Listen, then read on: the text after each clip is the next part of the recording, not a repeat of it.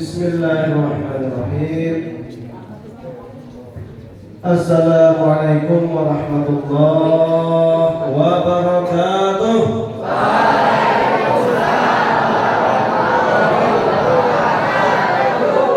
Alhamdulillahi rabbil alamin. Alhamdulillahilladzi arsala rasulahu bil huda wa dinil haq liyudhhirahu 'ala ad-din kullih wa kafaa billahi shahida wa asyhadu an la ilaha illallah wahdahu la syarika lah wa asyhadu anna muhammadan 'abduhu wa rasuluh. Allahumma shalli ala sayyidina wa maulana wa habibina wa syafi'ina Muhammad sallallahu alaihi wa sallam wa ala alihi wa sahbihi wa tabi'in wa tabi'in tabi'in wa man tabi'ahum bi ihsanin ila yaumiddin, amma ba'du. Yang kami hormati Kepala Sekolah SMP Negeri Tretet, yang kami hormati Dewan Guru, yang kami hormati staf di SMP Negeri Tretet, adik-adik sekalian yang berbahagia, puji syukur kehadirat Allah Subhanahu wa Ta'ala. Pada pagi hari ini kita dapat dipertemukan, dapat kumpul bersama, dapat duduk bersama untuk taklim, ngaji, mudah-mudahan mendapatkan barakah dari Allah Subhanahu wa Ta'ala. Amin. Shalawat beserta salam semoga tetap tercurahkan kepada junjungan kita Nabi Agung Muhammad sallallahu alaihi wasallam. Siapa yang tahu ayahnya Nabi Muhammad? Abdullah. Yang tahu nama kakeknya? Yang tahu nama pamannya? Siapa? Sobat? Abu Talib, ada lagi? Sama lagi? Abu Talib, Hamzah, Abu Lahab. Loh, Abu Lahab itu namanya loh. Nabi Muhammad itu ayahnya namanya Abdullah. Abdullah punya kakak namanya Abu Talib, punya kakak lagi, saudara lagi namanya Abu Lahab. Abu Lahab itu paman dari Nabi Muhammad SAW. Jadi dulu, cerita saja ya, dulu ketika sebelum Nabi Muhammad datang, itu orang-orang Yahudi dan orang-orang Nasrani sudah sama-sama menanti kedatangan seorang Nabi. Dari mana orang tahu, orang Yahudi tahu, orang Nasrani tahu bahwa akan ada seorang Nabi? Karena di Taurat dan di dalam kitab Injil disebutkan bahwasanya kelak akan ada Nabi terakhir yang bernama Ahmad atau Muhammad. Wa qala Isa bin Maryam ya bani Israil inni rasulullah ilaikum musaddiqan lima baina yadayya min at-Taurat wa mubasyshiran bi rasulin ya'ti min ba'di ismuhu Ahmad. Waktu itu Nabi Isa berkata kepada pengikutnya dari kalangan kaum Hawari, pengikutnya dari kalangan kaum Hawari. Kaum apa tadi namanya? Hawari. Kaum apa? Hawari. Kalau murid-murid Nabi Muhammad namanya sahabat. Murid Nabi Muhammad namanya sahabat. Kalau murid-murid Nabi Isa namanya Hawari. Murid Nabi Isa namanya Hawari. Kalau murid Nabi Muhammad namanya sahabat. Luar biasa.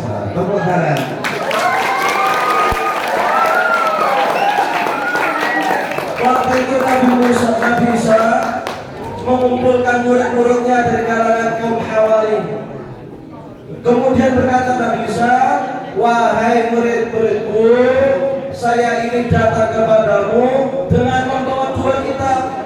Musaddiqan lima baina yadayya min Taurat, membawa kitab Taurat, membenarkan apa yang ada di dalam kitab Taurat.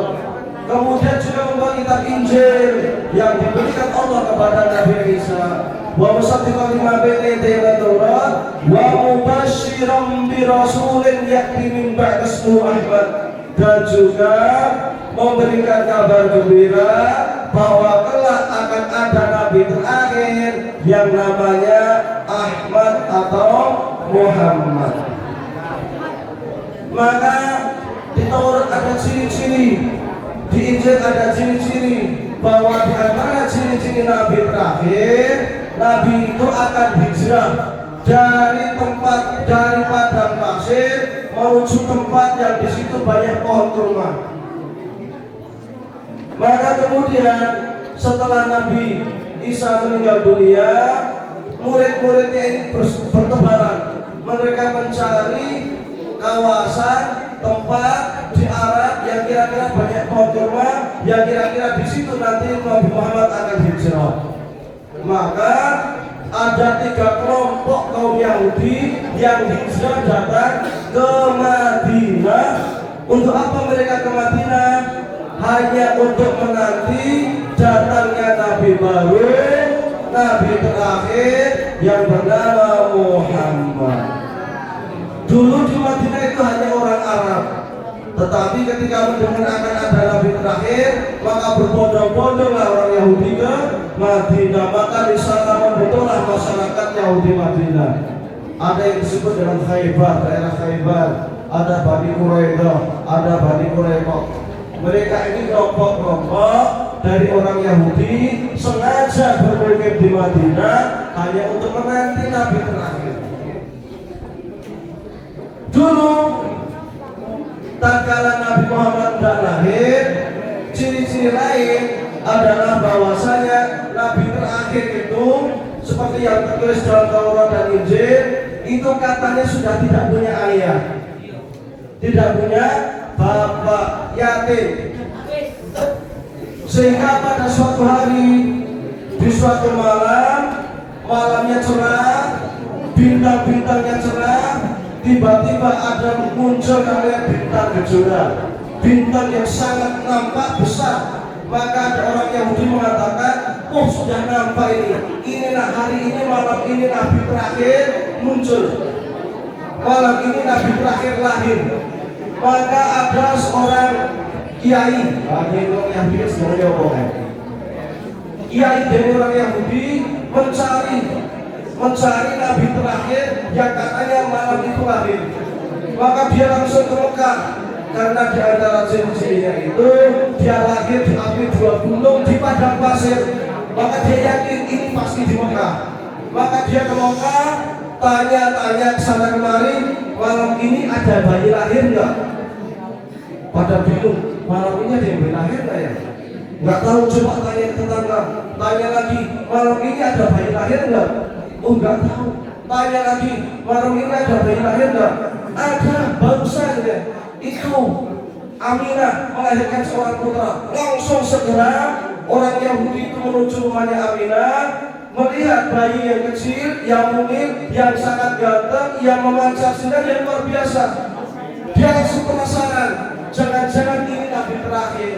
Tetapi di dalam Injil, di dalam Taurat disebutkan bahwasanya ciri-ciri Nabi terakhir. Tadi disebutkan salah satunya yatim. Yang kedua, dia nanya dulu ke Aminah, wahai ibu, ini bayi ibu ini baru lahir sekarang, mana bapaknya? Disampaikan sama Aminah, bapaknya sudah tidak ada.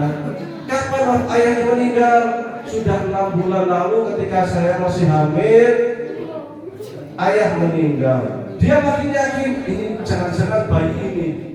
Kemudian Yahudi ini bilang, wahai ibu Aminah, boleh tidak saya melihat bayinya? Oh silahkan. Akhirnya bayinya ditimang, manting ya. Dibuka sininya, dibuka. Ternyata di belakang sini, ya antara dua ini, belakang sini ada bulat kecil tumbuh, ada tanda-tanda tumbuh kecil-kecil. Itu namanya khotim. Khotim itu stempel kenabian. Ketika lihat itu dia langsung linglung. Orang Yahudi linglung, ketika tahu Yahudi linglung, maka orang yang di sekitar situ waktu itu ada Abu Lahab, ada macam-macam perkara. Langsung diambillah bayinya, orang yang langsung jatuh pingsan. Kaget yang lain, loh ini kesini wong lihat bayi, nanya-nanya ini bayinya waktu lahir punya ayah enggak? Kemudian timang-timang buka sini, langsung minum terus minum sakit gitu. Akhirnya dikasih air wajahnya sampai bangun. Habis bangun, Yahudi nangis, tiba-tiba nangis. Yang lain pada heran semua. Ini ada kenapa datang sini tiba-tiba mau pengen lihat bayi, ini manggil bayi, lihat sininya bayi langsung pingsan. Kenapa? Apa jawab Yahudi ini?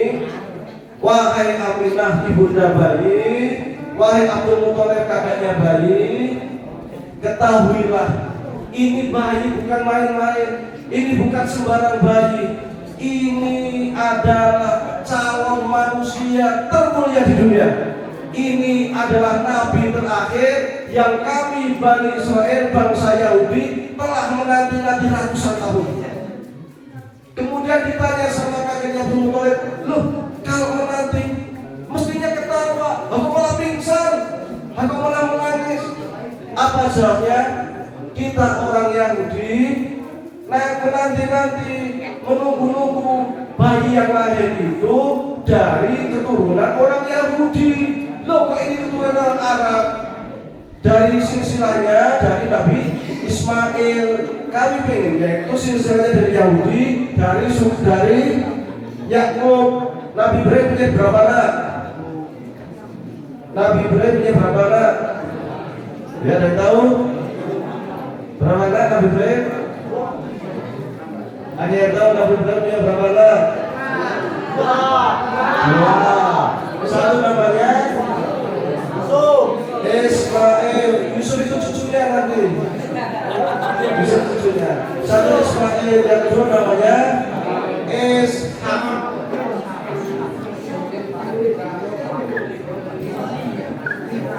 Namanya Ishak. Waktu itu Nabi Ibrahim berdoa, ya Allah jadikanlah anak keturunanku sebagai keturunan para nabi. Dikabulkan oleh Allah. Maka dari Ishak inilah nanti muncul Nabi Syuaib. Dari Nabi Syuaib muncul Nabi Yusuf. Dari sana nanti muncul Nabi Musa. Dari situ setelah itu muncul saudaranya Nabi Harun. Setelah itu muncul namanya Nabi Daud. Daud punya anak namanya Sulaiman. Sulaiman punya keturunan lagi ya macam-macam sampai Nabi Isa.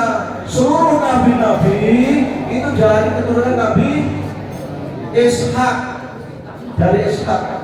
Makanya Yahudi ini berharap Nabi terakhir ini turunnya Nabi Ishak. Loh ini ternyata dari jalur lain.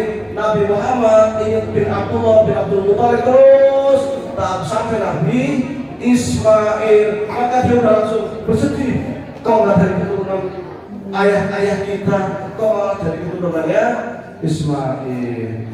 Kemudian Yahudi ini pergi diam, nggak ngasih tahu ke orang-orang, nggak ngasih tahu ke orang-orang Yahudi. Khawatir kalau orang Yahudi tahu bahwa Nabi yang turun, Nabi terakhir ini ternyata bukan dari Bani Israel, bukan dari keturunan Nabi Ishak. Khawatir bayi ini nanti dibunuh. Di Persia sana, di Persia ada seorang pemuda namanya Salman Al-Farisi. Ada yang namanya Faris nggak sih? Ada Faris. Salman Al-Farisi ada? Oh, bukan. Orang Iran, kalau sekarang namanya Iran. Iran itu dekat sama Irak, sampingan di Arab sana. Tapi jauh dari Mekah. Salman Al-Farisi ini anak kiai, tapi kiainya kiai Majusi. Majusi itu agama yang disembah itu Tuhan itu api. Jadi mbak api. Jadi apinya itu nggak pernah padam. Jadi semua api terus. Api ini nggak pernah padam. Tiba-tiba saja malam itu ada gempa. Persia itu ada gempa. Di Persia itu ada istana yang sangat megah istana Persia. Negara Persia itu negara adikuasa. Kalau zaman sekarang itu ya Rusia. Jadi sebelah timur Iran, Afghanistan, Pakistan, Cina sebelah barat, Rusia timur, itu semuanya wilayahnya negara Persia. Kerajaannya besar. Tiba-tiba di malam itu gempa. Yang namanya Persia itu kalau buat istana itu punya tiangnya banyak. Dan tiangnya besar-besar. Kayak orang Mesir. Kalau di Mesir tiangnya Fir'aun itu gede, tiangnya itu hampir separuh ini. Tiangnya itu dan banyak, dan tinggi, dan itu dari batu. Dan batunya beratnya minta ampun. Ngangkatnya dia dulu, zaman dulu. Ngangkatnya gimana? Itu tiang yang sangat kuat. Tiba-tiba ada gempa, 14 tiang kerajaan Persia roboh. Di kerajaan Persia ada candi tempat orang-orang Majusi nyembah api. Di situ ada api yang tidak pernah padam karena selalu diberi minyak tanah terus, kasih minyak tanah terus, bensin apa, jadi nggak pernah padam. Tiba-tiba malam itu padam, maka seluruh kerajaan Persia pada kaget, pada heran. Ini tumben, padahal persediaan apinya ini, persediaan bensinnya masih banyak, mestinya masih nyala, kok padam. Ini jarang terjadi. Tiba-tiba terjadi gempa besar, 14 tiang kerajaan Persia roboh. Maka tanda tanya, ini ada apa? Ternyata saat itu lahirlah Nabi Muhammad Sallallahu Alaihi Wasallam. Maka ada seorang kiai yang kerjanya nyembah api ini, dia punya anak namanya Salman. Salman waktu itu juga masih kecil. Salman ini setelah sekian tahun, si Salman ini dikader oleh ayahnya supaya nanti kelak ketika sudah besar dia menjadi kiainya orang Majusi. Tapi setelah besar Salman ini nakal. Dia selalu ngeyel, tidak mau ikut ayahnya, tidak mau nyembah api. Alasannya apa? Walah bapak orang karu-karuan gede kok disembah ke opo? Nyembah gini. Akhirnya si Salman ini ketika ada pengajian ya, ada ritual, nggak pernah datang. Karena nggak pernah datang, ayahnya marah. Ini Salman ngeyelnya minta ampun, nakal, suruh ngaji ora gelem, malah dolanan HP. Sopo ngisi ngaji dolanan HP. Sing jelas sing kudu cak SMP treten. Iki Salman Al-Farisi kan bocah-bocah SMP treten rajin-rajin, sulit do NDPK do ngaji. Alhamdulillah. Iya. Jadi Salman pada waktu itu kabur. Karena kabur, bapaknya marah, minta kepada pembantunya, pengawalnya suruh cari Salman. Akhirnya ketemulah si Salman, ditangkap Salman, dibawa ke rumah, diikat di rumah, di kamar, dipasung, nggak boleh keluar kamar, diikat tangan dan kakinya. Salman itu punya pembantu. Salman ini sangat disukai oleh pembantunya. Maka ketika Salman ini dipasung, kakinya diikat dua-duanya, tangannya juga diikat, mesake ya bocah, mesake temenan, gara-gara nakal, nggak mau taat sama orang tuanya, akhirnya dipasung. Sama pembantunya dilepas. Karena dilepas, Salman langsung kabur, pergi dari Persia, lari tanpa bekal. Yang penting di situ ada kuda, diambil kuda punya orang tuanya, memacu kudanya dengan sangat kencang sampai ke negeri Syam atau ke Palestina, sampai ke Palestina.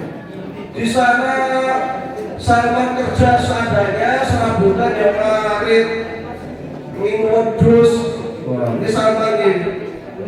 Sampai akhirnya dia bilang, dia berpikir, saya pengen cari agama yang berbeda dengan agama ayahnya yang kerjaannya ini Mbah Abi. Saya nggak percaya kok Tuhan kayak gini, ini nggak percaya. Maka dia mencari informasi, cari berita, apakah ada agama yang benar. Ternyata di Palestina ada gereja. Maka si Salman ini ketika lihat dari anak orang rame-rame ke gereja, hari Ahad rame-rame ke gereja, ikut ke gereja. Dengar pendengarkan ceramahnya pendeta. Akhirnya tertarik. Akhirnya Salman masuk Kristen, ikut di gereja, ikut pengabdian. Setiap hari Ahad jadi murid setia. Bahkan dia kerjanya ngintir, jadi santri setianya sang pendeta. Sampai pada suatu hari pendeta ini biasanya setahun sekali memerintahkan kepada jamaahnya untuk bayar zakat. Maka zakatnya dikumpulkan oleh sang pendeta, tapi Salman curiga zakatnya itu perasaan dapatnya banyak, dapatnya 1 miliar, tapi yang dikasihkan orang miskin kok cuma 100 juta ya, yang 900 juta kemana ya? Curiga Salman. Akhirnya diselidiki, ternyata pendetanya korupsi. Yang sama 100 juta dikasihkan ke fakir miskin, yang 900 juta masuk saku disimpan di kotak yang taruh di gudang. Akhirnya Salman marah, karena dia marah ketika pas hari Ahad jamaah gereja pada berdatangan banyak. Sebelum kiainya datang, dia langsung naik ke mimbar. Wahai jamaah semuanya, kalian tahu gak dengan pendeta kita ini? Ternyata zakatnya kalian itu, zakat yang kalian kumpulkan setahun sekali itu, ternyata dikumpulkan oleh sang pendeta yang dikasihkan ke fakir miskin hanya 100 juta, 900 juta masih disimpan. Ternyata pendeta kita korupsi. Jamaahnya nggak percaya, mosok pendeta ini korupsi, pendeta ini koyongnya biarin banget, orang percaya. Kalau nggak percaya silakan kalian lihat di gudang. Akhirnya jamaahnya rame-rame pergi ke gudang, dijebollah gudangnya, ketahuan di situ banyak emas. Oh, ternyata pendetanya korupsi. Akhirnya jamaahnya demo, pendetanya juga didemo, sampai akhirnya pendetanya dibakar hidup-hidup oleh jamaahnya sampai mati. Salman akhirnya pergi, lah saya nggak mau di sini. Ternyata pendetanya korupsi. Akhirnya dia kembali naik kuda, dia pergilah ke Syam, Suriah. Pergi ke Syam, pelan-pelan saya ke Syam adalah daripada di sini tidak jelas. Sampai di Syam dia kerja serabutan, ya warit, ya jadi kuli, mau apa aja dia kerjakan. Di sana ternyata juga ada gereja. Karena ada gereja, dia kembali masuk gereja, ikut pendeta di situ. Pendetanya sangat baik. Pendetanya sangat baik. Sampai kemudian pendetanya ini dia suka sedekah, suka silaturahmi, ngajak orang berbuat baik, suka menyantuni fakir miskin. Sampai pendetanya ini sakit keras. Kemudian karena sakit keras, maka sang pendeta ini maksud sampai menjelang meninggal berwasiat kepada Salman, wahai Salman, sekarang ini zamannya Nabi. Sekarang ini zamannya Nabi terakhir. Sudah lahir Nabi terakhir. Kamu saya wasiatkan, kalau saya sudah meninggal, tolong kamu cari Nabi itu, kamu ikuti. Tempatnya di mana? Tempatnya itu kemungkinan besar ada di Mekah. Cepat kamu ke Mekah, cari Nabi baru. Maka kemudian pendeta pendetanya meninggal. Salman ketika pendetanya meninggal, diuruslah pendetanya, dikebumikan dan lain sebagainya.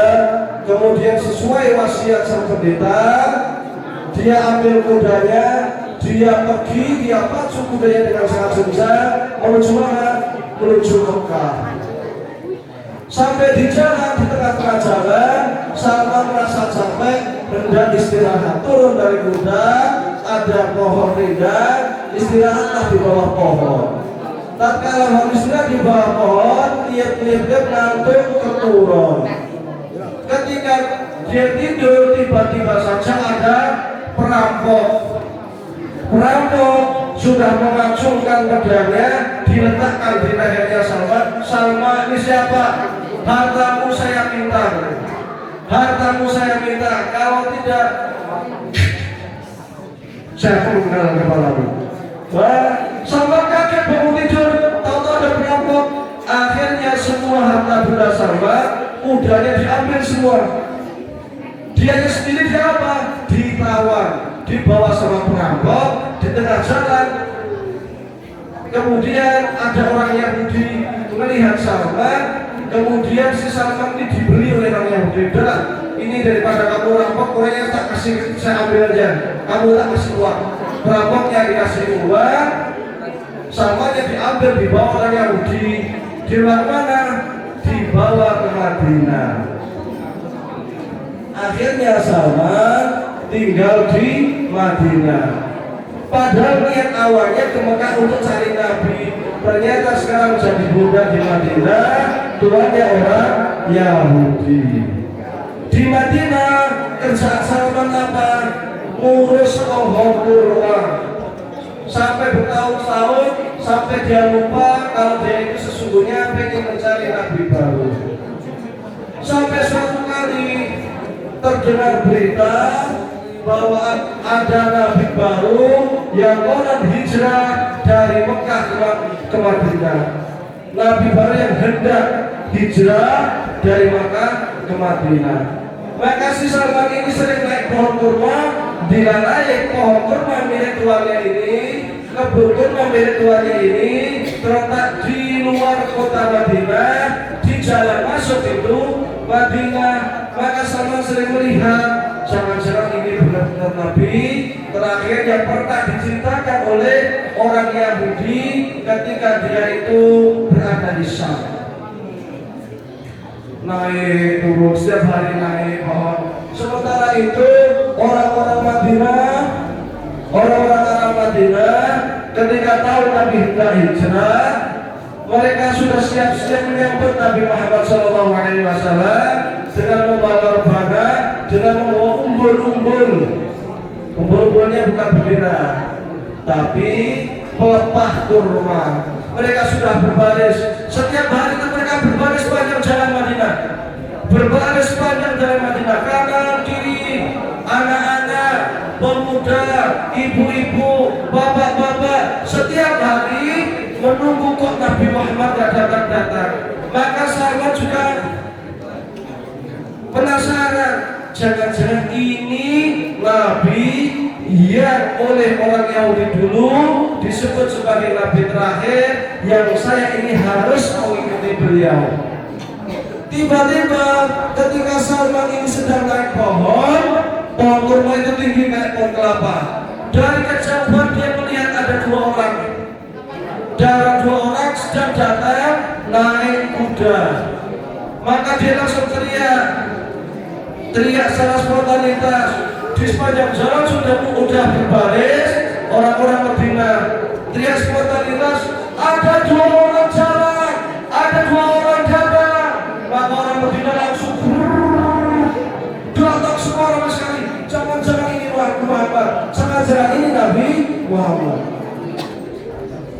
Sampai ketika sudah semakin dekat, ternyata benar itu Nabi Muhammad SAW. Disambut sangat meriah di Madinah. Yer-yer, lagu-lagu, tola'an badru alaina ilbani, ya dirwada, wajabah syukur alaina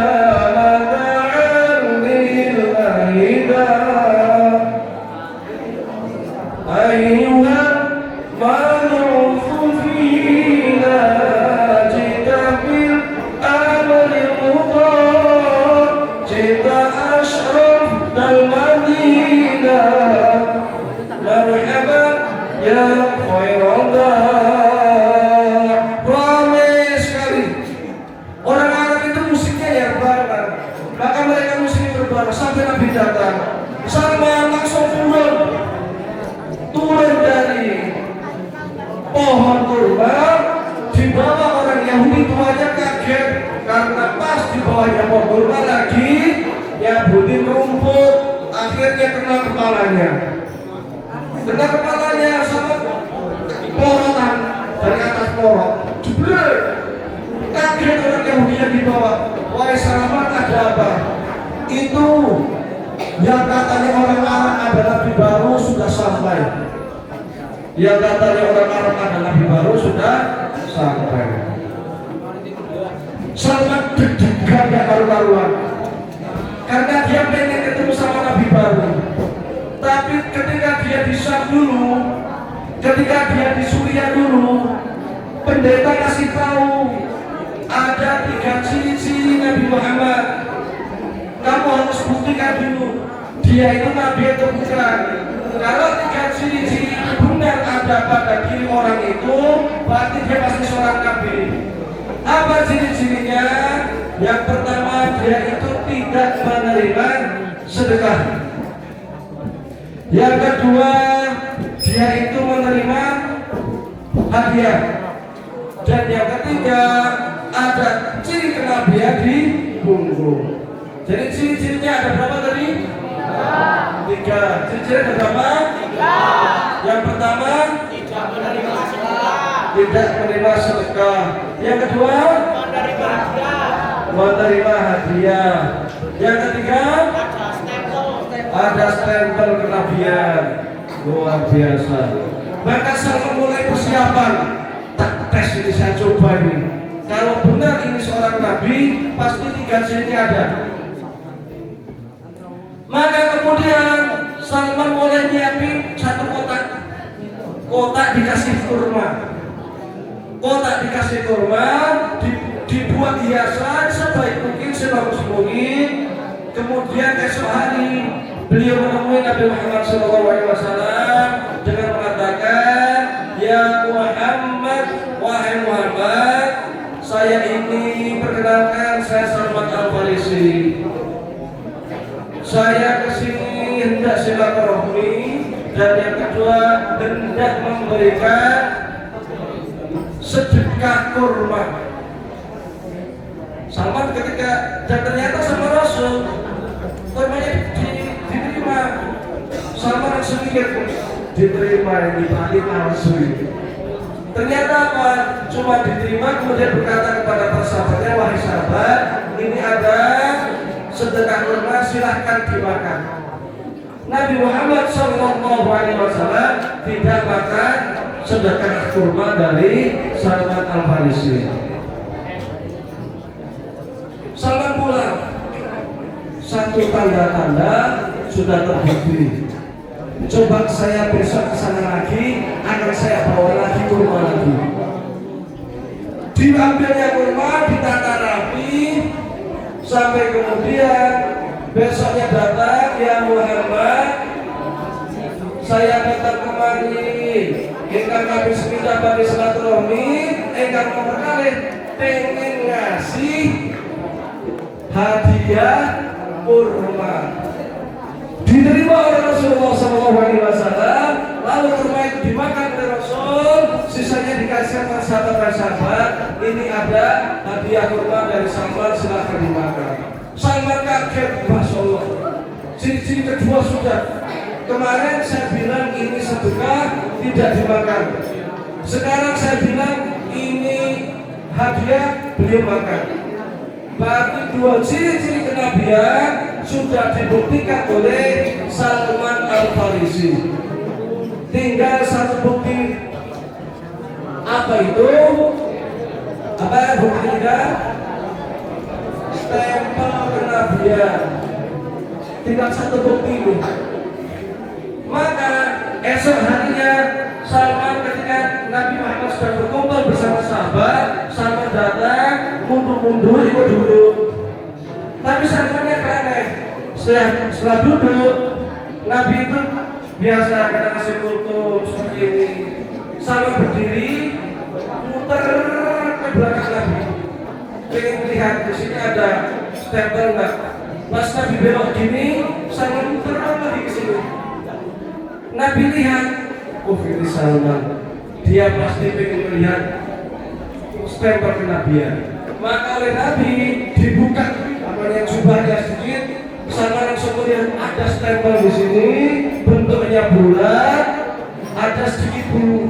Langsung Salman terduduk, kemudian mencium Rasulullah SAW dan mengatakan, ya Muhammad, asyhaduka ya Muhammad annaka Rasulullah.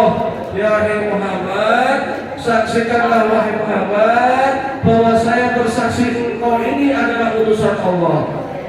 Maka kemudian Rasulullah SAW bertanya kepada Salman, wahai Salman, mengapa kamu menyaksikan, mengapa kamu masuk Islam, bersaksi bahwa dia adalah seorang Rasul? Salman menjawab, ya Rasulullah, ya Rasulullah, saya ini dari Syam, pernah di Syam di Suriah.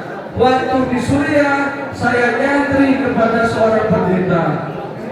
Pendeta itu mengatakan di akhir zaman akan ada nabi terakhir. Ciri-cirinya tidak memakan sedekah, makan hadiah, menerima hadiah, dan ada stempel kenabian. Ternyata benar. Maka dia masuk Islamnya Salman karena berita yang tertulis di dalam kitab Injil, di dalam kitab Taurat akan adanya nabi terakhir yang bernama Ahmad atau Muhammad.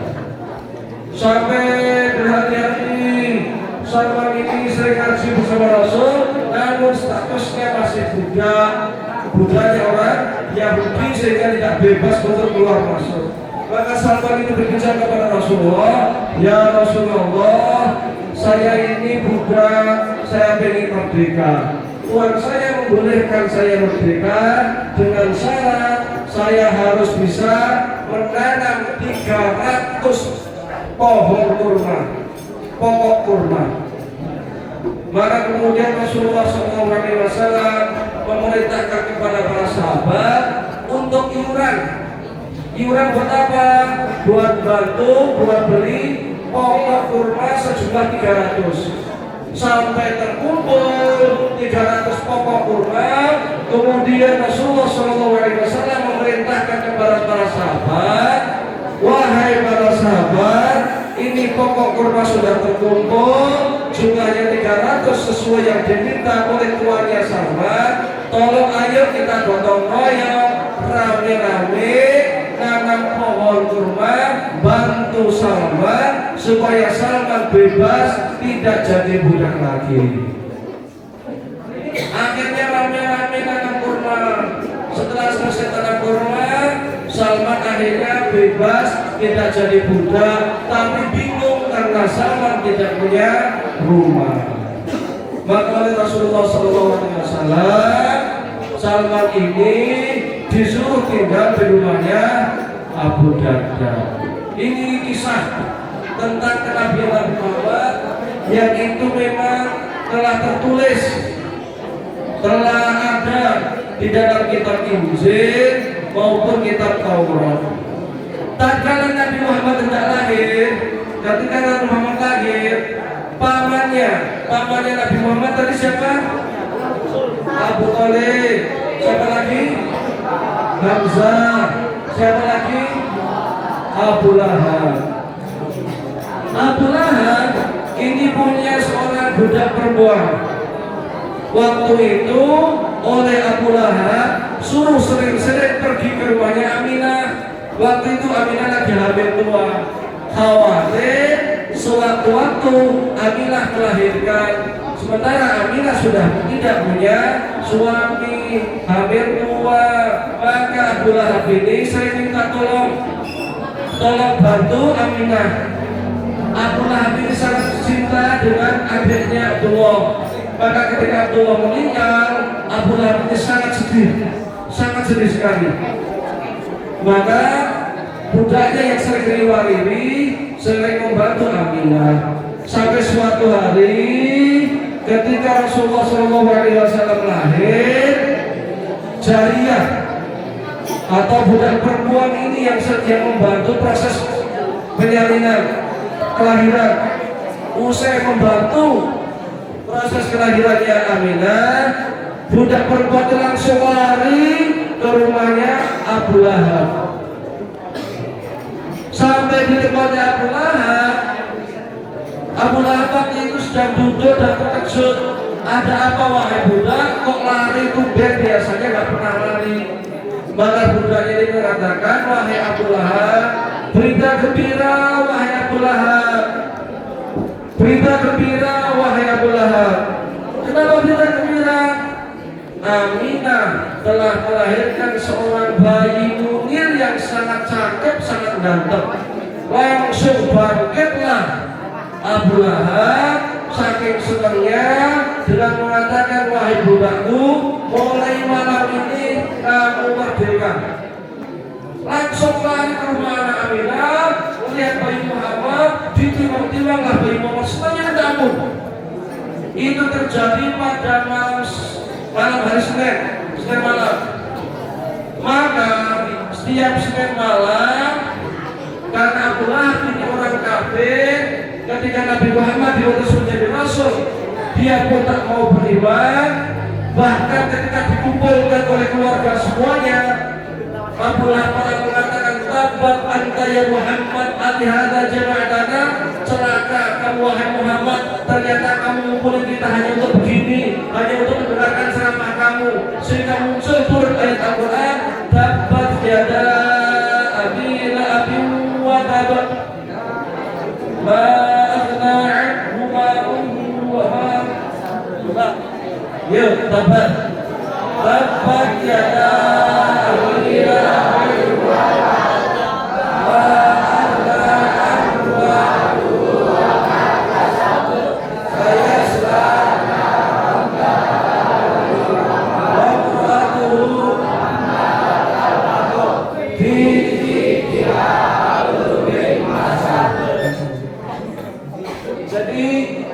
akhirnya karena ngeyelnya Abu Lahab ini masuk neraka karena nggak mau beriman.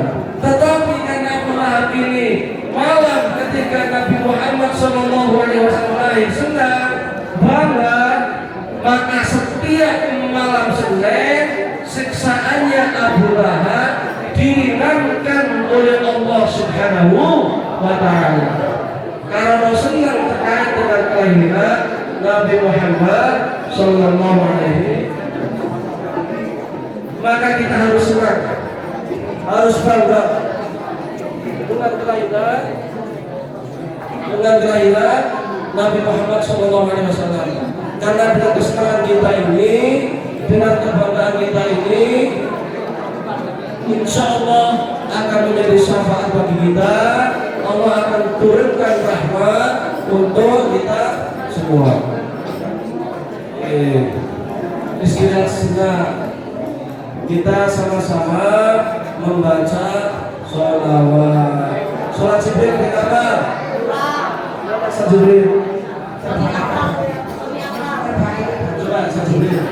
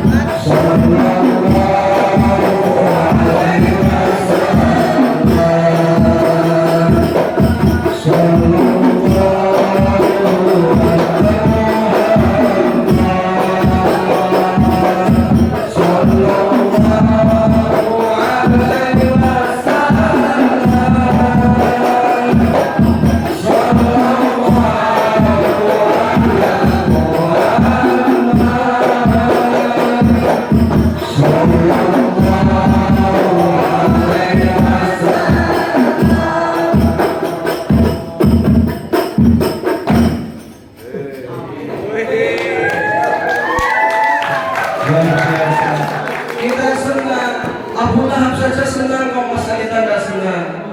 Abu Lahab saja karena senang mendapatkan rahmat dari Allah, maka kita pun harus senang. Abdul Muthalib sangat senang, maka ketika mendengar Nabi Muhammad SAW dilahirkan, kakeknya Abdul Muthalib segera lari ke tempat Aminah. Apa yang dilakukan Abdul Muthalib? Diambilnya jabang bayi, ditimang-timang, segera dibawa ke Ka'bah. Abdul Muthalib langsung dibawa bayinya ke Ka'bah. Di Ka'bah itu ada pintu, jadi di Ka'bah itu kotak besar, ada pintu Ka'bah, langsung masuk ke dalam Ka'bah, sujud syukur di dalam Ka'bah. Lalu Abdul Muthalib setelah sujud syukur, ya Allah, terima kasih atas rahmat-Mu, Kau berikan seorang bayi yang sangat ganteng, sangat mulia. Beliau kemudian angkat lagi jabang bayinya, beliau keluar dari Ka'bah, kemudian bayinya ini dibawa tawaf. Dibawa tawaf sebanyak berapa? 7 kali putaran. Maka setelah tawaf 7 kali putaran ini, kemudian Abdul Muthalib dengan melihat bayinya dan mengadahkan wajahnya ke langit, mengatakan, Ya Allah, Ya Allah, saya bermunajat kepadamu, Ya Allah. Ini ada seorang bayi mungil, bayi dari Aminah, putra dari Abdullah. Saya namakan, Ya Allah, bayi ini saya namakan dengan nama Muhammad. Waktu itu di Arab belum pernah ada seseorang yang bernama Muhammad. Paling namanya Umar, Amru, Zaid, Ali, banyak. Tapi bayi diberi nama Muhammad belum pernah ada di dunia Arab pada waktu itu. Maka ada sahabatnya Abdul Muthalib yang bertanya, wahai Abdul Muthalib, mengapa engkau beri nama bayi itu dengan Muhammad? Bukankah nama ini tidak pernah ada sebelumnya di dunia Arab, bayi yang diberi nama Muhammad? Maka Abdul Muthalib menjawab, saya beri bayi ini dengan nama Muhammad dengan harapan bayi ini kelak akan mendapat pujian dari seluruh umat manusia yang ada di dunia dan mendapat pujian oleh seluruh makhluk Allah yang ada di langit. Abdul Muthalib mendapat ilham dari Allah Subhanahu wa Ta'ala supaya memberi sang jabang bayi dengan nama Muhammad. Inilah sekelumit tentang kisah perjalanan kelahiran Kanjeng Nabi Muhammad Sallallahu Alaihi Wasallam, manusia mulia yang dengannya kita ini bisa mengetahui mana yang baik, mana yang buruk, yang dengannya ini manusia dapat berjalan dengan obor kebenaran, yang dengannya manusia punya hukum syariat yang tak pernah lekang oleh zaman. Mudah-mudahan kita dapat meneladani Kanjeng Nabi Muhammad Sallallahu Alaihi Wasallam. Mudah-mudahan kita mendapat rahmat dari Allah Subhanahu Wa Taala karena kecintaan kita kepada Nabi Muhammad Sallallahu Alaihi Wasallam. Mudah-mudahan kita dibukakan hati kita, akal pikiran kita dalam menuntut ilmu.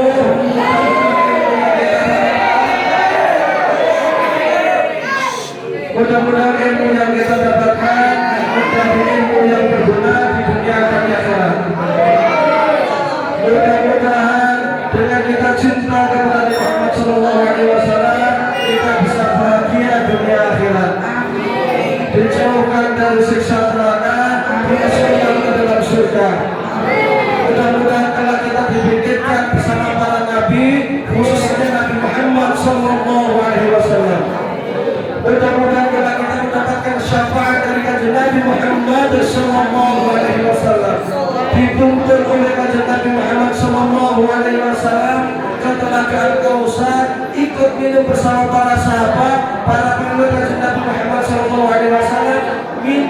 seteguk air Al-Kausar, karena siapapun yang minum seteguk air dari telaga Al-Kausar niscaya takkan pernah merasakan haus selamanya di padang mahsyar. Mudah-mudahan Allah berikan kepada kita rahmat, Allah tuntun melalui kajian Nabi Muhammad SAW. Kita dituntut untuk menyeberangi sirat, kemudian masuk ke surga Firdaus bersama para nabi dan khususnya kepada Nabi Muhammad SAW. Allahumma shalli ala sayyidina Muhammad bin awwalin. Allahumma shalli ala sayyidina Muhammad bin awwalin. Allahumma shalli ala sayyidina Muhammad bin akhirin. Allahumma shalli ala sayyidina Muhammad fil mala'il a'la ila yaumiddin. Hamda syakirin, hamda na'imin, hamda yaumiddin wa barakatuh wasita. Ya Rabbana lakal hamdu kama yanbaghi li jalali wajhika wa 'azimi sultanik. Rabbana taqabbal minna salatana wa siyamana wa ruku'ana wa sujudana wa tadarruana wa takhassuana wa ta'abbudana wa taqwim taksirana ya Allah ya Rabbal alamin. Rabbana ighfir dhunubana wa liwalidayna warhamna kama rabbawna shighara. Rabbana zalamna anfusana wa in lam taghfir lana wa tarhamna lanakunanna minal khasirin. Allahumma inna nas'aluka ilman nafi'an wa amalan mutaqabbalan wa rizqan halalan thayyiban. Allahumma inna na'udzubika min ilmin la yanfa' wa min qalbin la yakhsha wa min nafsin la tashba wa min du'a'in la yustajab laha. Allahumma faqihna fid-din wa 'allimna at-ta'wil wa faqihna fahlal anbiya wal mursalin wa 'allimna al-hikmata 'indaka innaka ala kulli syai'in qadir. Rabbana la tad'alna dhanban illa ghafartahu wa la 'ayban illa satartahu wa la maridan illa shafaitahu wa la hajatan min hawaij dunya illa qadaytaha ya arhamar rahimin. Rabbana atina fid dunya hasanah wa fil akhirati hasanah wa qina adzabannar. Wa sallallahu ala sayyidina Muhammadin wa ala alihi wa sahbihi wa sallam. Subhanaka rabbika rabbil izzati amma yasifun wa salamun alal mursalin walhamdulillahi rabbil alamin. Akhirul kalam wa billahi taufiq wal hidayah. Assalamualaikum warahmatullahi